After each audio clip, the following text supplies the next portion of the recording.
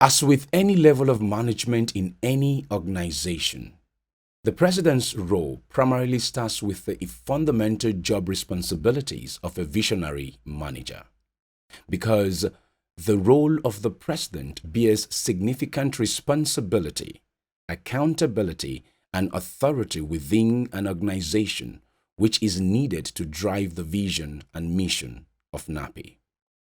NAPE's vision is to promote the study and practice of petroleum geosciences for the benefits of members and stakeholders. To achieve this, it was imperative that a sustainable foundation be put in place. At the vanguard of this mission is the office of the President of NAPE, an office with no remuneration, yet would require the investment of your time and resources to serve for a tenure of 3 years. As President-elect, then President, and later as immediate past President. As President-elect, you will be required to chair the continuing education program all year round and annual conference and exhibition committee. Lead your team to develop the technical content, engage subject matter experts in the industry and government, as well as raise the requisite resources, including but not limited to finance, goodwill, framework, network, and workforce to plan and execute the conference and all activities of NAPE. From Akomeno Oteri F. NAPE, the first president, to the 42nd and current president, Alex Nachitaka F. NAPE, there has been consistency in delivery, integrity, and selflessness of service. Whereas there are 3 categories in chronological order in this 2020 NAPE presidential documentary. In this second episode, I present to you the second categories of presidents between the year 1998 to 2012.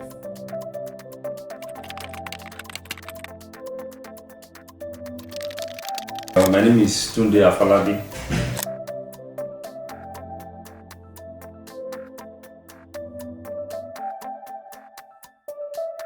My name is Smart Lad Fadayomi. I am Mr. Emmanuel Ukwemi Adepaye. My name is Promise Egele. My name is Austin Avuru. I'm Dr. Emmanuel Enu.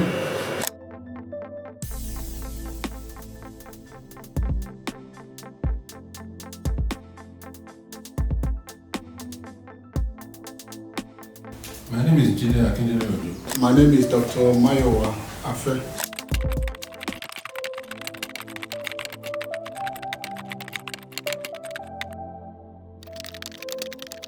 Well, our biggest problem, in my days was funds. Okay. We had problem raising money, right? And the people who were, at the helm of authority were the IOCs. Okay. Now we were lucky enough that the second set after the IOCs were mostly Nigerian managers. So we have one-on-one relationship with them. So they are the ones who are able to compete, and that is the competition to be the chairman at the or the sponsor of the opening ceremony of NAPE has been on for more than 20 years, right? So we go there, we can talk to them one-on-one, and that helped a lot in terms of securing support to fund NAPE programs. I saw one budget of a NAPE, conference running into 500-600 million naira. And I remember when we used to do NAPE for 20 million naira, the whole NAPE program. But again, inflation is what it is today, and then the hotel is what the hotel is today. So these things are more expensive today than they were in those days. But the biggest challenge was funding. We had good people who worked for NAPE. The money was always a challenge, and we were lucky enough to have presidents who could walk into the or office of most MDs, either the IOCs or the indigenous, to support, to ask them for support, for NAPE? Then, because given my position as general manager, production sharing contract in NAPEMS, I had a lot of friends, so I was able to leverage on that to get substantial financial support for the association. So during my tenure, we didn't lack anything really, so it was good. But again, it's based on personal touch, and you know that NAPE will also be advantageous to them, and so we got all the support. And basically, once you are the president and you are well tested, you know you are transparent, and their money will be well catered for, and there was transparency, so we had no problem really. We got all the funds that we needed to run the association. There weren't much challenges actually. NAPE is the biggest association of geoscientists in sub-Saharan Africa, and our membership is drawn from the local industry, the academia, the international community. And NAPE over the years has become very reputable with our corporate members, and therefore they are very willing to support NAPE activities, because they believe that any money spent to promote NAPE activities is money well spent, because they perceive the outcome of such investments in terms of what? Human development, in terms of new technologies, in terms of developing best practices in the industry, and invariably the employees from such companies come to do better in supporting the company goals and objectives. So the companies are happy supporting NAPE projects during my tenure because of NAPE's reputation. I think we succeeded in making a bit of money for NAPE, and part of it was you have to be a very true professional. You have to also show that you create value in the system where you belong. And when you create value in the system where you belong, you can then go to the top management. And when you go to top management, they will be able to listen to you. We raised a bit of money by engaging the top executives in most of those companies, especially the IOCs, from Shell, from Mobil, from Chevron. We knew a lot of them, and we had direct engagements with them, and we were able to raise quite a lot of money. NNPC, we had a lot of our people there. Jackson Obaseki was the MD of GMD of NNPC, and he supported us so very much. So NAPE should take into consideration the top executives when they are engaging, and making sure that their members also create value for whatever system they are working for. Well, that's one of the reasons why we say that we normally are reluctant to have a NAPE president that is below the level of exploration general manager in a multinational or managing director of an independent company, because it should be high enough to be able to establish goodwill within the oil and gas community. And it is that goodwill that helps when we're planning our programs, because all our programs in NAPE are sponsored. And so the NAPE president should be able to pick his phone and call his colleagues who are either managing directors of independents or high up executive management staff in the multinationals. And that normally helps, because all items on the NAPE program throughout the year, including the conference itself, all the items should normally be picked up and sponsored. And that's how we generate our funding, and that's what makes our conferences very successful. So yes, that goodwill is critical.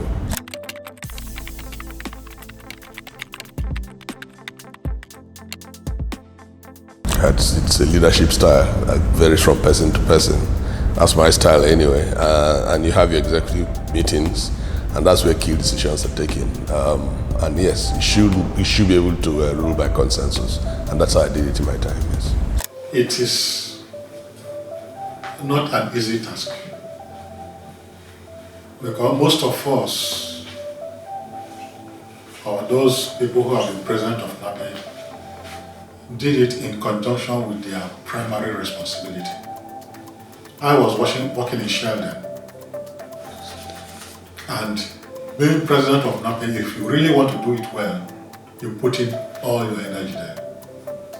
It is time consuming, but you have to do it well. To attract funding into NAPE, you have to start from your company. I was working for Shell then. And you have to also ensure that your company supports you. So what I did to be president of NAPE, I had to go to my managing director, told him what was coming in, and if I will be supported by the company. And he said, yes, go ahead. So having said that,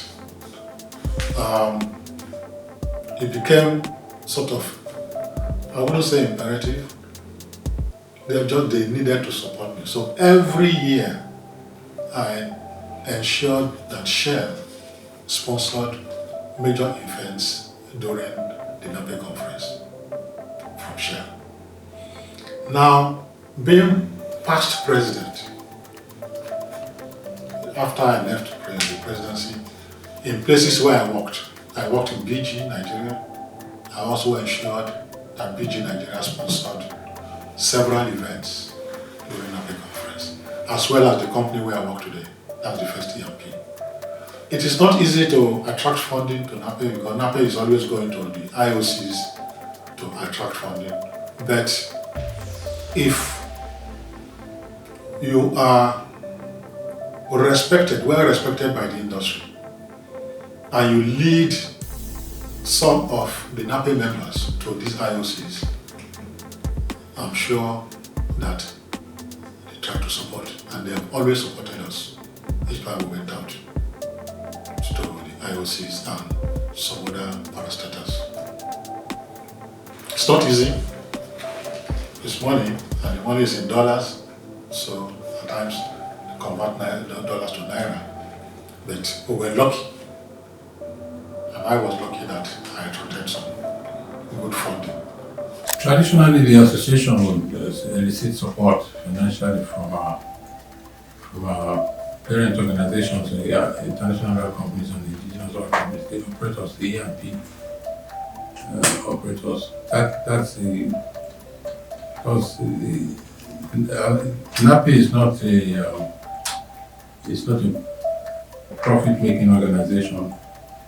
We're not commercial in that sense. We depend on sponsorship from our parent organizations, and they have been very, very supportive over the years, and they continue to be so, especially as the association itself demonstrates prudence in the use and management of these resources, because we understand that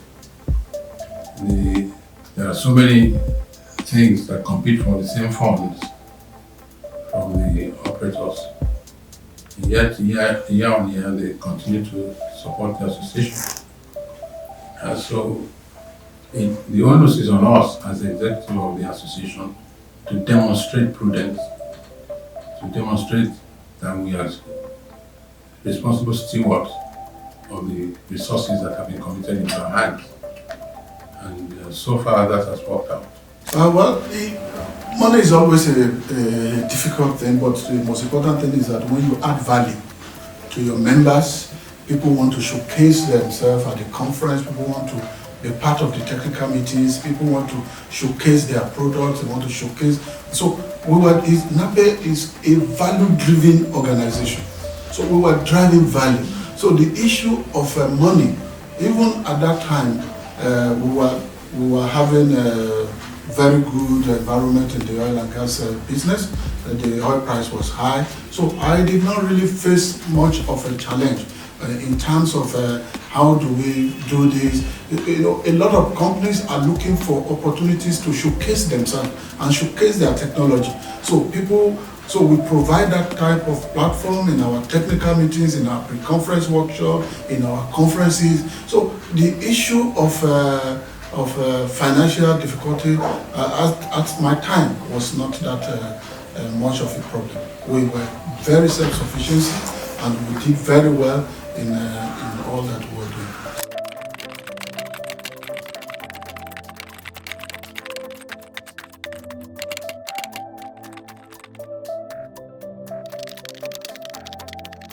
So if I say 6, that answers all the questions.